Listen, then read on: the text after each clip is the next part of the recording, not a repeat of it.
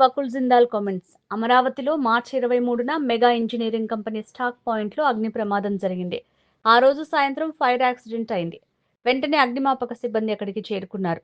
అదే రోజు రాత్రి ఫోరెన్సిక్ డాగ్ స్క్వాడ్ వచ్చాయి. క్లూస్ టీం చేరుకుని ఆధారాలు సేకరించారు. మెగా వాళ్లు ఇచ్చిన ఫిర్యాదుతో కేసు నమోదు చేశాం. మొత్తం 9 కోట్ల నష్టం జరిగినట్టు అంచనా. రాజధానిలో ఇలా ఫైర్ యాక్సిడెంట్ జరగటం ఇది మూడోది. ఈ ఘటనను ప్రభుత్వం సీరియస్ గా తీసుకుంది. అడిషనల్ ఏఎస్పీ రవికుమార్ ఆధ్వర్యంలో సిట్ బృందాన్ని ఏర్పాటు చేసి ఇన్వెస్టిగేషన్ చేస్తున్నాం. విచారణలో అక్కడ పనిచేసే సెక్యూరిటీ గార్డ్ తిప్పగుడిసి రాముపై అనుమానం రావడంతో అతన్ని విచారించాం. అతను పొంతనలేని సమాధానాలు చెప్పడంతో లోతైన విచారణ చేస్తే అతనే నిప్పు పెట్టినట్టు ఒప్పుకున్నాడు. ఘటన జరిగిన తర్వాత సెక్యూరిటీ గార్డ్ ఫోన్లో ఒక కీలక సమాచారం దొరికింది. ఆ రోజు స్టాక్ అంతా బాగానే ఉందని రాము మెగా వాట్సాప్ గ్రూప్లో 10 గంటల 20 నిమిషాలకు ఒక ఫోటో పెట్టాడు. తర్వాత 10 గంటల 35 నిమిషాలకు ఒక ఫోటో వాట్సాప్ గ్రూప్లో పెట్టాడు. అప్పటికే ఆ ఫోటోలో ఓ ఆరెంజ్ కలర్ లైట్ కనబడింది. ఆ కోణంలో రాముని ప్రశ్నించాం. రాము నేరం ఒప్పుకోవడంతో అతన్ని అరెస్ట్ చేసి 326 బిఎన్ఎస్ కింద కేసు పెట్టి రిమాండ్కు తరలించాం. అమరావతి రాజధాని ప్రాంతంలో మార్చ్ 23 సోమవారం రాత్రి ఒక ఫైర్ ఇన్సిడెంట్ జరిగింది. మెగా ఇంజనీరింగ్ ఇన్ఫ్రాస్ట్రక్చర్ లిమిటెడ్ వాళ్ళ స్టాక్ యార్డ్లో రాత్రి అరౌండ్ 10:30కి ఒక ఫైర్ స్టార్ట్ అయింది. అరౌండ్ 10:45కి ఫైర్ డిపార్ట్మెంట్కి ఇన్ఫర్మేషన్ వెళ్ళింది. అదేవిధంగా పోలీస్ డిపార్ట్మెంట్కి ఇన్ఫర్మేషన్ వచ్చింది. సో ఇమీడియట్గా అక్కడ ఫైర్ డిపార్ట్మెంట్ వాళ్ళు వచ్చారు, పోలీస్ డిపార్ట్మెంట్ వాళ్ళు వెళ్ళారు, మేము కూడా అందరూ వచ్చాము. సో అరౌండ్ 2:30కి ఆ ఫైర్ కంట్రోల్ చేయడం జరిగింది, ఎక్స్టింగ్విష్ చేయడం జరిగింది. ఆల్మోస్ట్ 7 ఫైర్ టెండర్స్తో ఆ ఫైర్ని కంట్రోల్కి తీసుకురావడం జరిగింది. తర్వాత అక్కడ ఇమీడియట్గా దాని మీద విచారణ చేపట్టాము, ఇన్వెస్టిగేషన్ స్టార్ట్ చేశాము. సో ఆ ఇన్సిడెంట్ మీద crime number 76/26 under fire accident కింద అది తుళ్ళూరు పోలీస్ స్టేషన్లో రిజిస్టర్ చేయడం జరిగింది. సో మెగా ఇన్ఫ్రాస్ట్రక్చర్ వాళ్ళు ఇచ్చిన కంప్లైంట్ పరంగా ఫైర్లో almost 9 crores worth property destroy అయిందని వాళ్ళు అంచనాకి వచ్చి కంప్లైంట్ ఇవ్వడం జరిగింది. సో ఇమీడియట్గా అక్కడ రాత్రి ఈ ఎఫ్ఎస్ఎల్ టీమ్ రావడం జరిగింది, క్లూస్ టీమ్ రావడం జరిగింది. వాళ్ళు అక్కడ వచ్చి ఫోరెన్సిక్ శాంపిల్స్ అన్నీ గ్యాదర్ చేయడం జరిగింది. అదేవిధంగా డాగ్ స్క్వాడ్ కూడా తీసుకురావడం జరిగింది. ఇమీడియట్గా దాని మీద అది ఎలా జరిగింది, దానికి కారణాలు ఏమున్నాయి, ఇన్వెస్టిగేషన్ స్టార్ట్ చేశాము. ఇది రాజధాని ప్రాంతంలో మూడవ ఇట్లాంటి ఫైర్ ఇన్సిడెంట్. సో ఇది చాలా సీరియస్గా తీసుకోవడం జరిగింది. దీనికి కారణాలు ఏమున్నాయి, ఎందుకు ఈ కంటిన్యూస్గా ఇట్లాంటి ఇన్సిడెంట్స్ జరుగుతున్నాయి, దీని మీద ఎవరైనా చేస్తున్నారా, ఎవరైనా చేపిస్తున్నారా, దీని మీద ఏమైనా కుట్ర కోణం ఉందా కూడా ఇన్వెస్టిగేషన్ భాగంగా మేము ఇన్వెస్టిగేట్ చేస్తున్నాము. సో ఇమీడియట్గా ఈ సీన్ ఆఫ్ క్రైమ్ని పరిశీలించడం జరిగింది. దీని మీద సీఎం గారు కూడా చాలా సీరియస్గా ఈ ఇన్సిడెంట్ను తీసుకొని దీని మీద సమగ్ర విచారణ చేయమని ఆదేశాలు ఇచ్చారు. సో ఆ ఆదేశాల మేరకు additional SP law and order Ravikumar గారి ఆధ్వర్యంలో ఒక స్పెషల్ ఇన్వెస్టిగేషన్ టీం ఫామ్ చేయడం జరిగింది. దాంట్లో DSP Thullur inspector, IT core inspector, అదేవిధంగా మా రేంజ్లో ఉన్న మిగతా 4 జిల్లాల నుంచి కూడా ఇన్వెస్టిగేటివ్ స్కిల్స్ ఉన్న మంచి ఆఫీసర్స్ని, ఇన్స్పెక్టర్స్, ఎస్ఐస్ని ఎస్ఐటీలో పెట్టడం జరిగింది. సో ఆ రోజు నుంచి కంటిన్యూస్గా ఈ ఇన్సిడెంట్ మీద విచారణ చేపట్టడం జరిగింది. సో దాంట్లో ఈరోజు ఎవరైతే అక్కడ సెక్యూరిటీ గార్డ్గా పనిచేస్తున్నారో తిప్పగుడిసే రాము, అక్కడ అతను గత సంవత్సరం నుంచి అదే సైట్లో సెక్యూరిటీ గార్డ్గా పనిచేస్తున్నాడు మెగా ఇన్ఫ్రాస్ట్రక్చర్ దగ్గర. ఈ ఫైర్ తిప్పగుడిసే రాము అనే అతను సెక్యూరిటీ గార్డే స్టార్ట్ చేశాడని మేము ఇప్పటి వరకు అది ఒక ప్రైమరీ నిర్ధారణకి వచ్చాము. సో ఈరోజు ఈ తిప్పగుడిసే రాముని అరెస్ట్ చేసి రిమాండ్కి తరలించడం జరుగుతుంది. ఇది సెక్షన్ 326G ఆఫ్ బిఎన్ఎస్ కింద అతని మీద కేసు నమోదు చేసి కేసు ఆల్టర్ చేసి అతనికి ఈరోజు రిమాండ్కి పంపించడం జరుగుతుంది. సో దీంట్లో ఎప్పటి నుంచి ఇది ఫైర్ ఇన్సిడెంట్ జరిగిందో అప్పటి నుంచి ఫస్ట్ ఈ తిప్పుగుడిసి రామును మేము విచారించాము. ఆ రోజు కూడా విచారించాము. ఆ రోజు నుంచి మేము నోటీస్ చేసింది ఏంటంటే అతను ఇర్రెస్పాన్సిబుల్గా ఆన్సర్స్ ఇస్తున్నారు, ఇన్కన్సిస్టెంట్ ఆన్సర్స్ ఇస్తున్నాడు. దాంతో మాకు అతని మీద కొంత అనుమానం వచ్చింది. సో అనుమానం మీద అతన్ని మేము విచారిస్తే అతను ఫోన్ తీసుకోవడం జరిగింది. అతని ఫోన్లో మాకు ఒక కీలక క్లూ దొరికింది.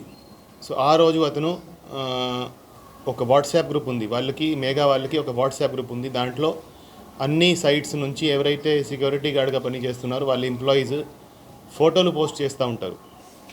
ఆ వాట్సాప్ గ్రూప్లో ఈ రాము అనే అతను ఆ రోజు 10:20 PM ఒక ఫోటో పోస్ట్ చేశారు. తర్వాత 10:35 PM ఇంకొక ఫోటో పోస్ట్ చేశాడు. 10:20 PM పోస్ట్ చేసిన ఫోటోలో పైపులు స్టాక్ ఫోటో అతను తీసి పెట్టాడు. అంత బాగుందని అతను పెట్టడం జరిగింది. దానికి ఎగ్జాక్ట్లీ 15 minutes తర్వాత అతను ఇంకొక ఫోటో పెట్టాడు. దాంట్లో ఈ పైప్స్లో నిప్పు ఉందని, ఫైర్ స్టార్ట్ అయిందని పెట్టడం జరిగింది.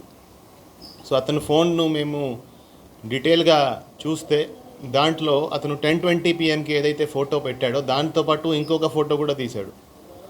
ఆ ఫోటోలో ఫైర్ కనపడడం లేదు, కానీ పక్క నుంచి ఒక ఆరెంజ్ కలర్ లైట్ వస్తూ ఉంది ఆ ఫోటోలో.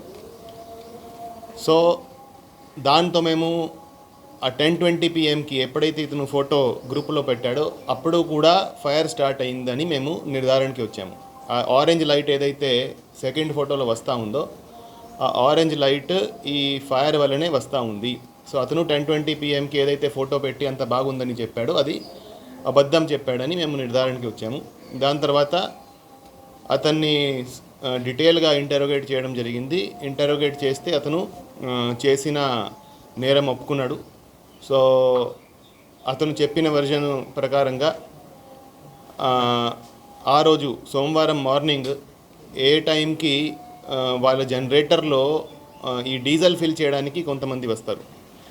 ఆ డీజిల్ ఫిల్ చేసే టైంకి డీజిల్ ఫిల్ అయినాక అతను అక్కడ ఉన్న జనరేటర్ నుంచి ఒక ప్లాస్టిక్ బాటిల్, ఒక వాటర్ బాటిల్లో పైప్తో ఒక 1 లీటర్ డీజిల్ తీసుకు 1 లీటర్ డీజిల్ దొంగతనం చేసి ఆ పైప్ ఒక బాటిల్లో పెట్టడం జరిగింది.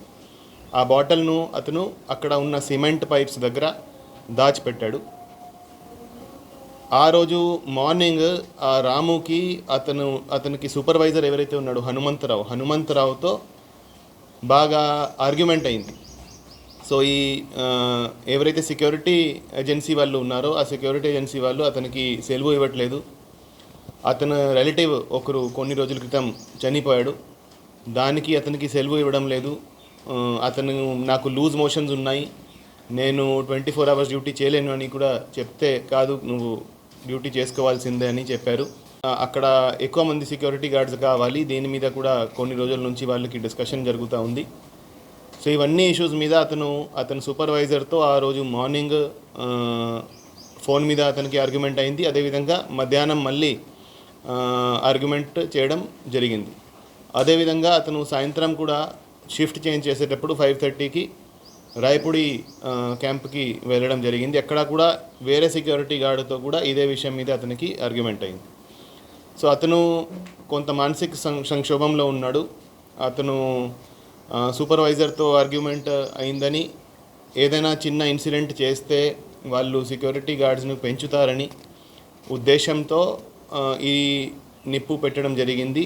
డీజిల్ దొంగతనం చేసి దాచిపెట్టి సాయంత్రం అరౌండ్ అతను 9:30 తర్వాత 9:30కి అతను ఈ పక్కన ఉన్న కొంత డ్రై గ్రాస్ తీసుకొని డీజిల్ పోసి చిన్న ఫైర్ స్టార్ట్ చేసి లోపల రౌండ్స్కి వెళ్ళాడు. రౌండ్స్ అయిపోయినాక అరౌండ్ 10:15కి మళ్ళా ఆ స్పాట్కి వచ్చాడు. అప్పటికి కొద్దిగా ఫైర్ స్టార్ట్ అయింది. అప్పుడు అతను 2 ఫోటోలు తీశాడు. ఒక ఫోటో అంత బాగున్నట్టు గ్రూప్లో, వాట్సాప్ గ్రూప్లో పెట్టాడు. దాని తర్వాత అతను ఆ ఫైర్ను స్టాప్ చేయడానికి కూడా ట్రై చేశాడు. అతనితో అది కాలేదు. తర్వాత 10:35కి ఫైర్తో ఉన్న ఫోటో గ్రూప్లో పెట్టడం జరిగింది. సో ఇది ఇప్పటి వరకు ఈ రాము చెప్పిన వర్జన్ పరంగా అతను నేరం ఒప్పుకోవడం జరిగింది. దాన్ని బట్టి అతన్ని ముద్దాయిగా మేము చేర్చి అతన్ని అరెస్ట్ చేసి రిమాండ్కి పంపిస్తున్నాము. కానీ ఇంకా కూడా ఈ కేసులో ఇన్వెస్టిగేషన్ కంటిన్యూ అవుతుంది. సో ఇతను చెప్పిన వర్జన్ ఎంతవరకు కరెక్ట్, ఇతను దీని మీద ఏమైనా కుట్ర కోణం ఉందా లేదా, ఇతను ఎవరైనా చెప్తే చేశాడా అనేది కూడా ఇంకా ఇన్వెస్టిగేషన్ విల్ కంటిన్యూ. అదేవిధంగా ఏదైతే ఈ 3 ఇన్సిడెంట్స్ జరిగాయో ఆ 3 ఇన్సిడెంట్స్కి ఏమైనా లింక్ ఉందా అది కూడా మేము ఇన్వెస్టిగేషన్ కంటిన్యూ చేస్తాము. సో ఈ చాలా సెన్సిటివ్ కేసు, చాలా కీలకమైన కేసులో అడిషనల్ ఎస్పీ రవికుమార్ గారి ఆధ్వర్యంలో, అదేవిధంగా డిఎస్పీ తుళ్ళూరు మురళీకృష్ణ గారి ఆధ్వర్యంలో చాలా చాకచక్యంగా ముద్దాయిలని ట్రేస్ చేయడం జరిగింది, ముద్దాయిని అరెస్ట్ చేయడం జరిగింది. వాళ్ళందరినీ మొత్తం టీంని ఈరోజు సర్టిఫికెట్స్ ఇచ్చి అందరినీ అప్రిషియేట్ చేస్తున్నాను. Thank you. అది ప్రతి కేసులో ప్రతి ముద్దాయి ఫ్యామిలీ అలానే చెప్తుంది. సో మా దగ్గర మొత్తం ఎవిడెన్స్ ఉంది, కన్ఫెషన్ ఉంది, డిజిటల్ ఎవిడెన్స్ కూడా ఉంది, ఫోన్లో ఎవిడెన్స్ ఉంది. సో అంత ఎవిడెన్స్ బేస్ చేసుకుని అరెస్ట్ చేయడం జరిగింది. సార్, ఈ ప్రాపర్టీకి సంబంధించి అది పాతదా లేటెస్ట్గా ఉందా? అది లాస్ట్ సంవత్సరం వచ్చిన ప్రాపర్టీ. అది హెచ్డిపిఈ పిఎల్బి సిలికోర్ కాండ్యూట్ పైప్స్. అవి ఈ అండర్ గ్రౌండ్ ఎలక్ట్రికల్ వర్క్స్ కోసం ఇది యూజ్ చేస్తారు. సో రాజధాని ప్రాంతం అన్ని చోట్ల ఈ నంబర్ ఆఫ్ ప్లేసెస్లో ఇటువంటి స్టాక్స్ ఉన్నాయి. సో దాంతోపాటు రాజధాని సెక్యూరిటీ సంబంధించి కూడా, సో రాజధానిలో ఎక్కడ కూడా ఏం ఇన్సిడెంట్ జరిగినా చాలా సీరియస్గా తీసుకోవడం జరుగుతూ ఉంది. దాని మీద ఎవరైనా ఏమీ తప్పు చేసినా చాలా కఠినమైన చర్యలు ఉంటాయి. సో ఈ ఇన్సిడెంట్ తర్వాత మేము కూడా ఇంకా రాజధాని సెక్యూరిటీని ఇంకా స్ట్రెంథన్ చేయడం జరిగింది. సో 6 చెక్ పోస్టులు రాజధానికి వచ్చే రోడ్స్ ఏదైతే ఉన్నాయో అన్ని రోడ్స్ మీద 6 చెక్ పోస్టులు 24 అవర్స్ మేము స్టార్ట్ చేయడం జరిగింది.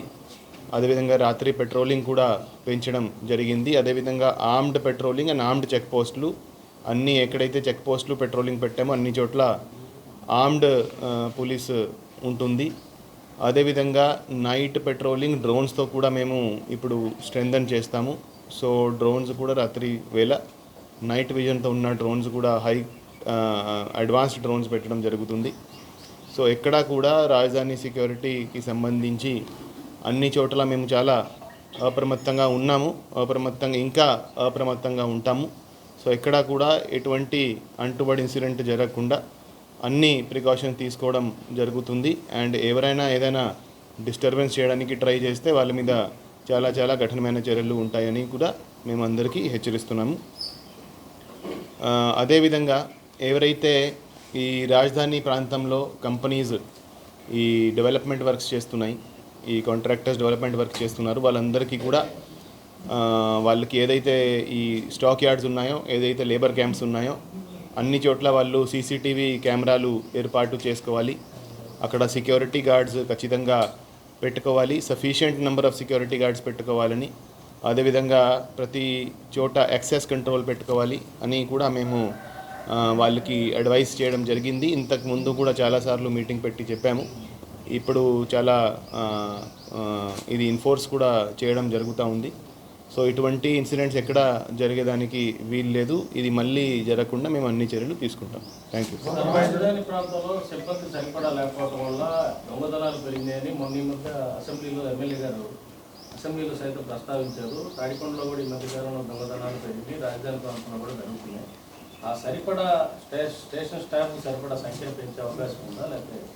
సో కొంతవరకు సంఖ్య లాస్ట్ 2 monthsలో పెంచడం జరిగింది. సో ఇంకా కూడా ఇప్పుడు కొత్త రిక్రూట్మెంట్ జరిగింది, వాళ్ళకి ట్రైనింగ్ జరుగుతూ ఉంది. ట్రైనింగ్ కంప్లీట్ కాగానే వాళ్ళు కూడా రావడం జరుగుతుంది. అప్పుడు ఈ ప్రాంతానికి కూడా పోలీస్ స్ట్రెంత్ పెరుగుతుంది. ఈ సూపర్వైజర్ అతను హెరాస్మెంట్ అతని మీద ఏమైనా యాక్షన్ తీసుకుంటారు? సో ఇది ఇప్పుడు ఈ కేసు ఏదైతే రిజిస్టర్ చేశామో అది ఫైర్ యాక్సిడెంట్ సంబంధించి. సో ఏదైతే అతను సూపర్వైజర్ హెరాస్మెంట్ చెప్తున్నారో అది నార్మల్గా సుపీరియర్ ఆఫీసర్ అండ్ ఎవరైతే అతని కింద పని చేస్తారో వాళ్ళ మధ్య జరిగే నార్మల్ అది డే టు డే దాని కిందనే మేము భావిస్తున్నాము. ఏదైనా దాని మీద కంప్లైంట్ వస్తే దాన్ని ఫర్దర్ డీటెయిల్గా ఇన్వెస్టిగేట్ చేసి మేము చర్యలు తీసుకుంటాం. అంత పెద్ద మొత్తంలో విలువ కలిగినటువంటి వస్తువులు పెట్టుకున్నప్పుడు సీసీ కెమెరాలు ఎందుకు పెట్టలేదని మీరేమైనా క్వశ్చన్ చేశారు కంపెనీ వాళ్ళని? మేము అడగడం జరిగింది. ఇంకా కూడా మళ్ళా వాళ్ళకి మేము మండే రోజు అన్ని కంపెనీస్ వాళ్ళకి మీటింగ్ పెడుతున్నాము. వాళ్ళందరినీ మేము అన్ని చోట్ల సీసీటీవీ కెమెరాస్ పెట్టాలని మేము వాళ్ళకి అడ్వైస్ చేస్తున్నాం. ఇంతకుముందు ఎటువంటి కేసులు ఇతని మీద లేవు. అది ఇంకా ఇన్వెస్టిగేషన్ జరుగుతూ ఉంది. సో దీనికి కూడా ఏమైనా లింక్స్ ఉన్నాయా కూడా మేము ఇన్వెస్టిగేట్ చేస్తున్నాం. సార్ ఎన్ని సంవత్సరాలు ఉన్నాయి సీసీటీవీలు పెట్టడం ఐడెంటిఫై అయినాయా? అంటే ఎక్కువ వర్కులు జరుగుతుంది. సో ఇప్పుడు ఆల్మోస్ట్ 30 చోట్ల ఇటువంటి స్టాక్స్ ఉన్నాయి. కొన్ని ప్లేసెస్లో కెమెరాస్ ఉన్నాయి, most of the places cameras లేవు. ఇప్పుడు ఇక్కడ ఏదైతే ఇప్పుడు మొన్న జరిగిందో దీంట్లో కూడా అసలు ఎటువంటి కెమెరా లేదు. సో పెట్టాలని మేము మళ్ళా చెప్తున్నాము, ఇప్పుడు కూడా మళ్ళీ చెప్తాము. సో అది ఈసారి నుంచి మేము గట్టిగా ఎన్ఫోర్స్ కూడా చేస్తాం. అంటే ఈ కుట్రకోణం కానీ లేకపోతే రాజధాని భద్రతకు సంబంధించి చాలా సెన్సిటివ్ మ్యాటర్ అయిపోతుంది కదా, వాళ్ళు పెట్టుకుంటే మీకు జరిగిన వెంటనే అవును అదే అందుకని వాళ్ళని పెట్టాలని మేము అడుగుతున్నాము. సో వాళ్ళు కోఆపరేట్ చేస్తారని మేము ఆశిస్తున్నాం. ఈ స్టాక్ ప్రాంతాల్లో కూడా మీ నైట్ నిఘా పెంచుతారు సార్ మీ బందోబస్తు? అవును. సో ఇప్పుడు నైట్ పెట్రోలింగ్ ఈ మొత్తం రాజధాని ప్రాంతంలో నైట్ పెట్రోలింగ్ స్టార్ట్ చేశాము. అదేవిధంగా అమరావతి రాజధాని ప్రాంతానికి వస్తున్న వెహికల్స్ అన్నీ కూడా ఏదైతే 6 ప్లేసెస్లో మేము 6 చోట్ల చెక్ పోస్టులు స్టార్ట్ చేశాము. సో ఎవరైతే వస్తున్నారో అందరూ కూడా చెక్ అయ్యి రావాలి. ఎవరు వస్తున్నారు, ఎందుకు వస్తున్నారు అనేది కూడా మేము ప్రతి ఒక్కరిని అడగడం జరుగుతుంది. సో ఇది చేయడంతో చాలా వరకు ఇటువంటి ప్రాబ్లమ్స్ రిజాల్వ్ అవుతాయని మేము ఆశిస్తున్నాము.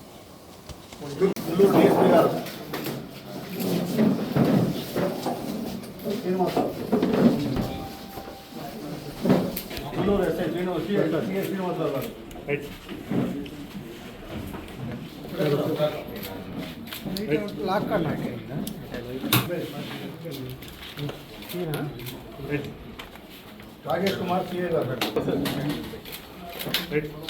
ఉమేష్ ఇన్స్పెక్టర్ ఓన్పిఎస్ బాపట్ల, నాగమల్లేశ్వరరావు, కె రఘుబాబు, ప్రభాకర్ గారు, ఎస్ఐ క్రాంతికర్,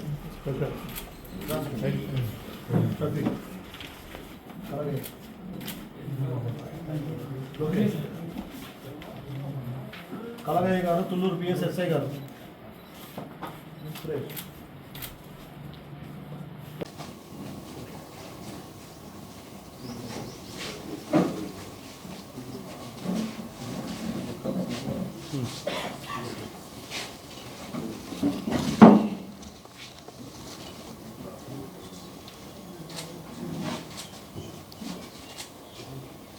Thank you.